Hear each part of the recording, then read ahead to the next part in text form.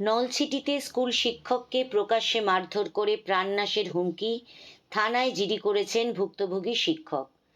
ঝালকাঠির নলছিটি উপজেলায় দোকান ভাড়া নিয়ে বিরোধের জেরে এক স্কুল শিক্ষককে লাঠি ও স্টিলের পাইপ দিয়ে পিটিয়ে জখম করার অভিযোগ উঠেছে। এ ঘটনায় আহত শিক্ষক মোহাম্মদ আলিউল ইসলাম, যার বয়স ৩৩, থানায় একটি সাধারণ ডায়েরি জিডি নম্বর ৫৮০ তারিখ ১৩ই মে ২০২৫ করেছেন।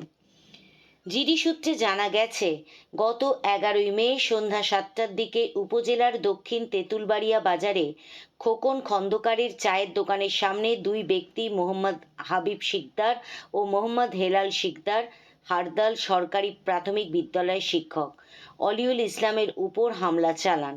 তারা লাঠি ও স্টিলের পাইপ দিয়ে এলোপাতাড়ি পেটান। এতে শিক্ষকের শরীরের বিভিন্ন স্থানে আঘাত লাগে এবং বাম হাঁটুতে গুরুতর জখম হয়। অভিযোগে বলা হয়, হামলার সময় শিক্ষকের পকেটে থাকা একটি স্যামসাং মোবাইল ফোন ভেঙে ফেলে দেন অভিযুক্তরা, যার ফলে প্রায় ১৫,০০০ টাকার ক্ষতি হয়। পরে স্থানীয়দের সহায়তায় আহত শিক্ষক নলছিটি উপজেলা স্বাস্থ্য কমপ্লেক্সে চিকিৎসা নেন।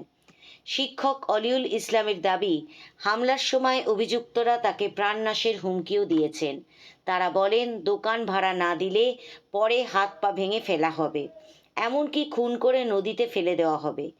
এ ঘটনায় স্থানীয় বাসিন্দারা দ্রুত সময়ের মধ্যে দোষীদের দৃষ্টান্তমূলক শাস্তির দাবি করেন। এ বিষয়ে নলছিটি থানার ভারপ্রাপ্ত কর্মকর্তা ওসি আব্দুস সালাম বলেন, সাধারণ ডায়েরি হয়েছে, বিষয়টি খতিয়ে দেখা হচ্ছে। তদন্ত সাপেক্ষে দ্রুত প্রয়োজনীয় আইনগত ব্যবস্থা গ্রহণ করা হবে। Nalchity post news desk.